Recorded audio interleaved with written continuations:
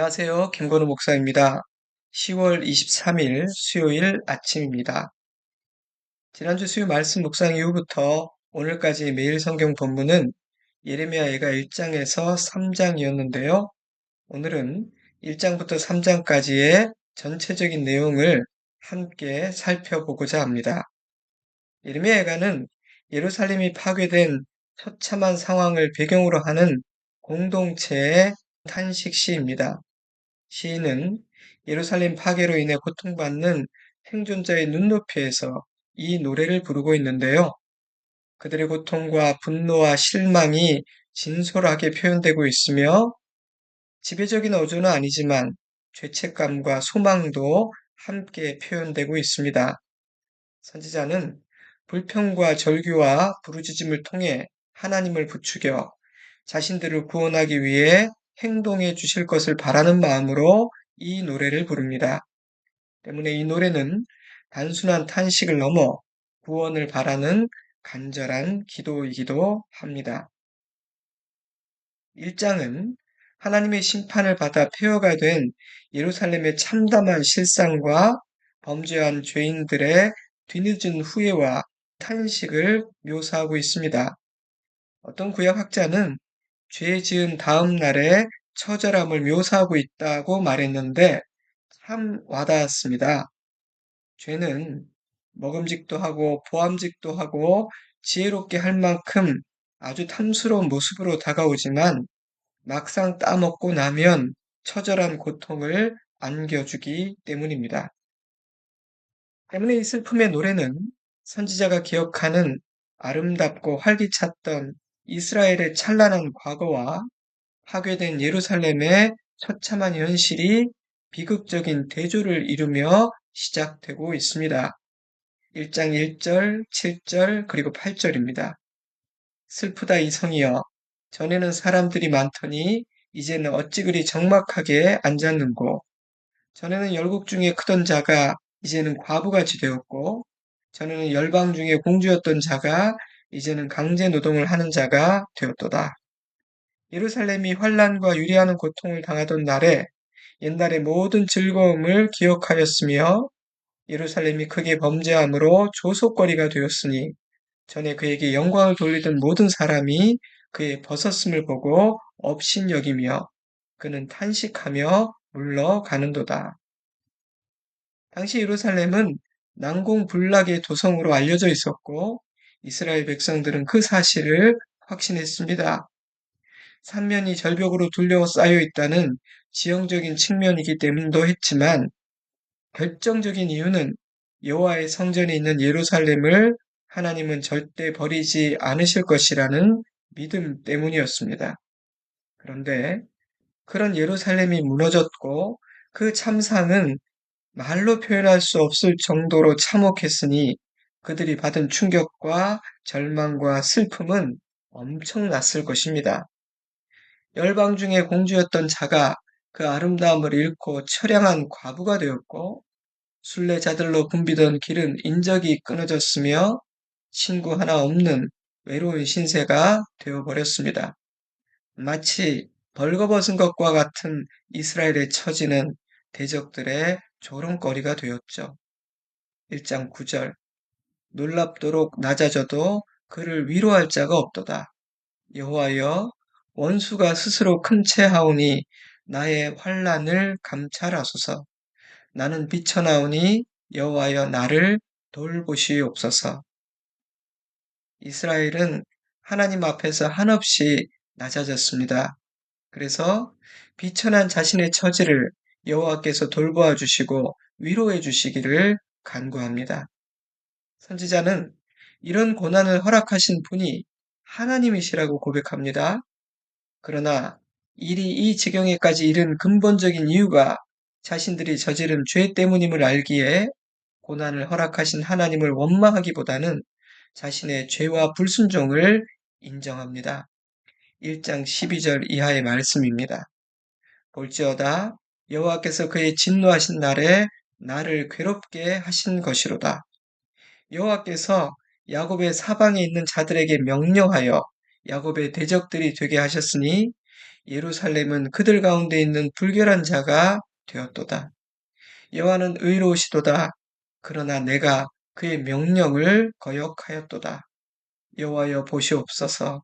내가 환난을 당하여 나의 애를 다 태우고 나의 마음이 상하오니 나의 반역이 심히 크미니이다. 선지자는 자신들이 당하는 고통이 하나님으로부터 비롯된 일이라고 말합니다. 하지만 자신들의 죄 때문임을 알기에 자책합니다. 그러나 자책에서 멈추지 않고 하나님의 긍휼을 구합니다. 주님, 저희들의 절망과 상한 마음을 살펴보아 주십시오. 불쌍히 여겨 주십시오. 1장은 죄는 반드시 대가 지불을 요구한다는 사실을 가르쳐 줍니다. 하나님 앞에서 신실하지 않으면, 하나님의 말씀에 순종하지 않으면 심판을 피할 수 없습니다. 하나님은 의로우신 하나님이시며 하신 말씀을 성취하시는 분이시기 때문입니다. 그러므로 수많은 선지자들을 통해 주신 하나님의 경고를 무시한 이스라엘은 하나님의 진노를 피할 수 없었습니다. 그런데 막상 당하고 보니 하나님의 진노와 심판은 그들이 상상했던 것보다 훨씬 더 무서웠습니다. 저는 선지자가 이렇게 말하고 있다는 생각이 듭니다. 하나님은 죄악에 대해 진노하신다. 반드시 심판하신다. 그러니 아직 기회가 있을 때 하나님의 진노와 심판을 피하라. 2장으로 넘어가면 선지자의 탄식은 더 깊고 어두워집니다. 2장 1절에서 5절을 읽어 드리겠습니다. 슬프다. 주께서 어찌 그리 진노하사 딸 시온을 구름으로 덮으셨는가? 이스라엘의 아름다움을 하늘에서 땅에 던지셨으며 맹렬한 진노로 이스라엘의 모든 뿔을 자르셨으며 원수 앞에서 그의 오른손을 뒤로 거두어 돌이시고 맹렬한 불이 사방으로 불사름같이 야곱을 불사르셨도다.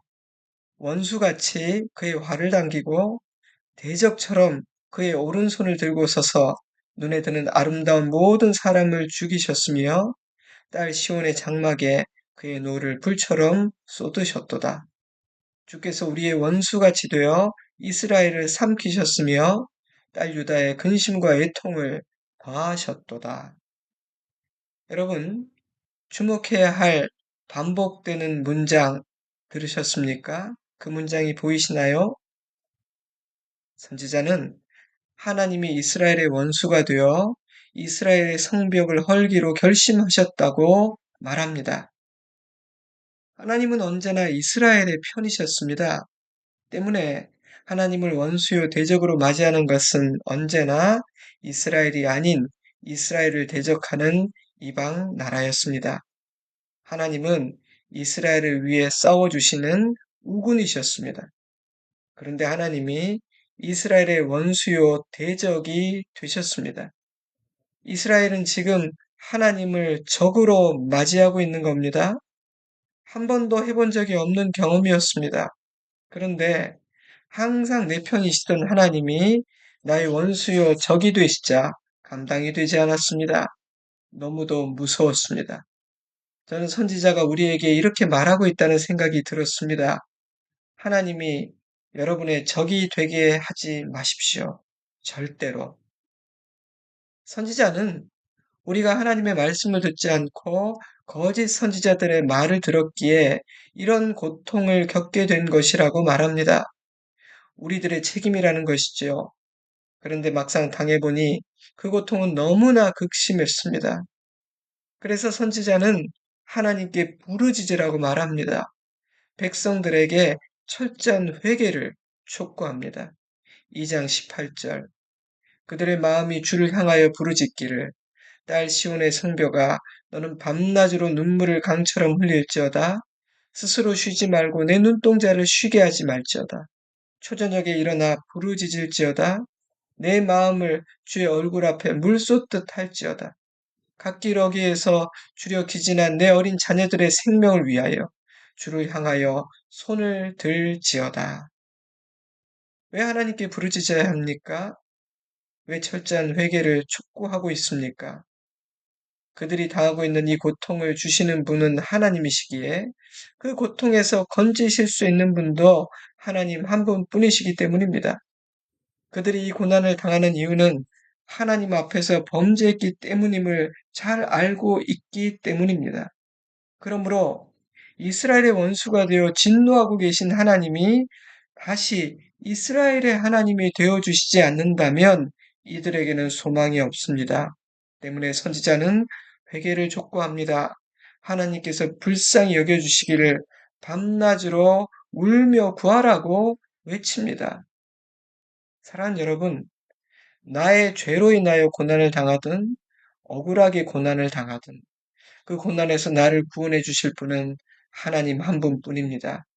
그러므로 환난과 슬픔 중에 우리가 해야 할 일은 아버지를 찾고 아버지의 긍휼을 구하는 것입니다. 기도하는 것입니다.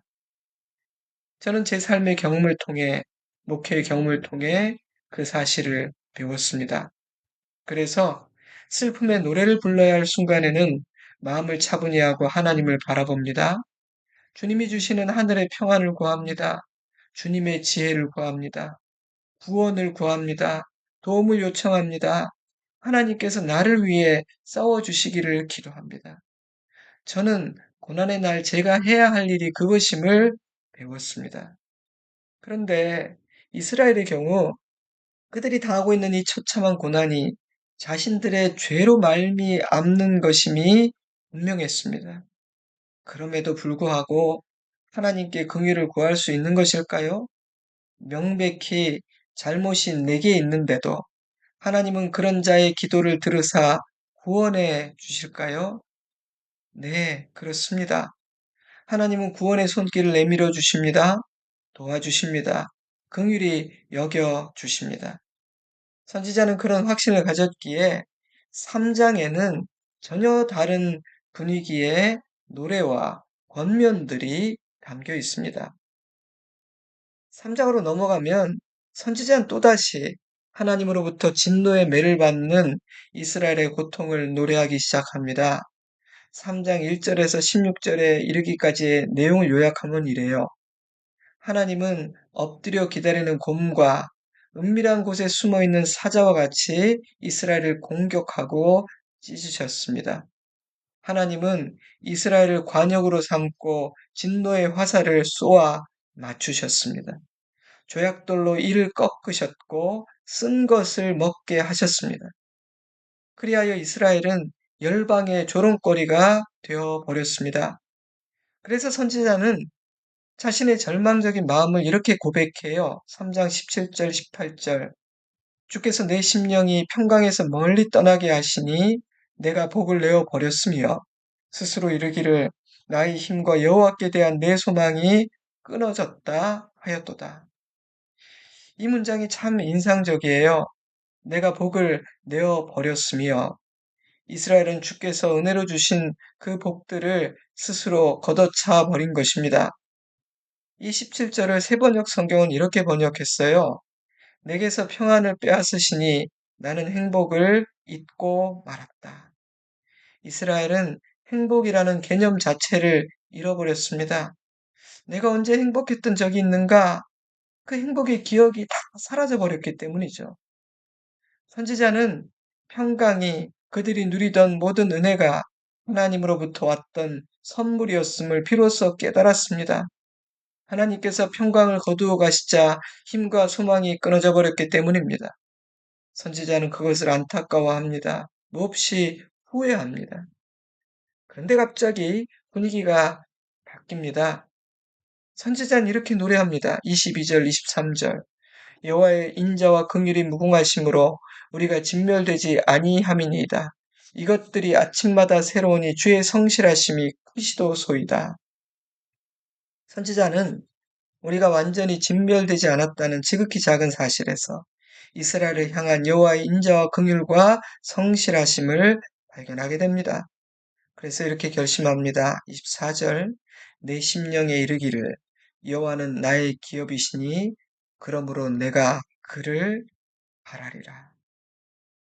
선지자가 이런 결심을 하게 되고 백성들을 향해 이렇게 권면할 수 있는 근거는 22절, 23절에서 고백한 대로 여호와의 인자와 긍휼이 무궁하시다는 사실을 깨달았기 때문이며 이스라엘을 향한 주님의 성실하심이 크고 놀랍다는 사실을 깨달았기 때문입니다. 그래서 이어지는 25절, 26절에서는 확신을 가지고 담대하게 권면합니다. 기다리는 자들에게나 구하는 영혼들에게 여호와는 선하시도다. 그러므로 사람이 여호와의 구원을 바라고 잠잠히 기다림이 좋도다. 아멘.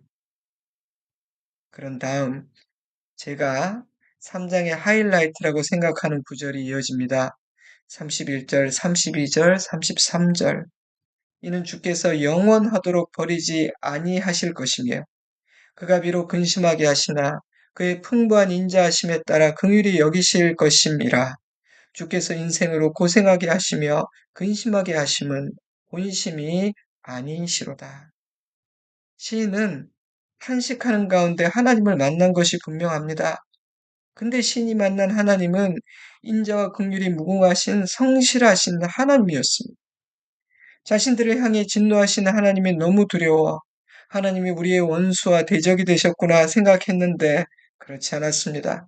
선지자는 이스라엘 향해 진노하고 계신 그 하나님의 본심, 하늘 아버지의 깊은 마음을 깨닫게 되었습니다. 다시 말씀드리지만 선지자에게 하나님은 무섭고 두려운 분이셨습니다. 적어도 그 순간 그랬습니다. 그럴 수밖에 없겠죠. 진노하신 하나님은 이스라엘의 대적이 되사 무섭게 공격하셨고 활을 쏘고 찢으셨고 열방의 조롱거리가 되게 하셨으니까요. 그러나 하나님을 만난 선지자는 깨달았습니다. 그리하시는 하나님의 마음이 조금도 기쁘지 않으시다는 사실을요. 매를 드신 하나님은 매를 맞는 이스라엘의 마음보다 더 아프고 슬프셨습니다. 왜입니까? 하나님은 인자하시고 긍휼히 여기시는 선하신 아버지이시기 때문입니다.